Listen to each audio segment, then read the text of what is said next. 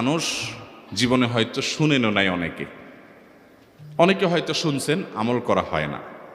খুব সীমিত সংখ্যক আল্লাহর বান্দার আমলের তৌফিক হয়। সেটা হলো ইয়া যাল জালালি ওয়াল ইকরাম।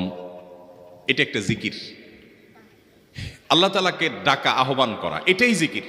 ইয়া যাল জালালি ওয়াল ইকরাম।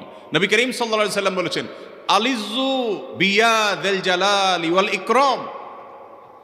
তোমরা ইয়া যাল জালালি ওয়াল ইকরাম এটাকে আঁকড়ে ধরো, এটাকে নিয়মিত করো, বেশি বেশি করে বলতে থাকো এটাকে সব সময় এটাকে মুদাওয়ামাতের সাথে কন্টিনিউয়াসলি এটা বলতে থাকো, ইয়া যাল জালালি ওয়াল ইকরাম। অনেক উলামায়ে কেরাম, মুহাদ্দিসিন ইকরাম ইয়া যাল জালালি ওয়াল ইকরাম কেন নবীজি এত বেশি বলতে বলেছেন, এটার মাধ্যমে আমাদের লাভটা কি, এর ব্যাখ্যা করতে গিয়ে বলেছেন ইয়া যাল জালাল মানে হলো হে মহান মহান বড়ত্বের অধিকারী, হে জালালের অধিকারী, হে জালাল।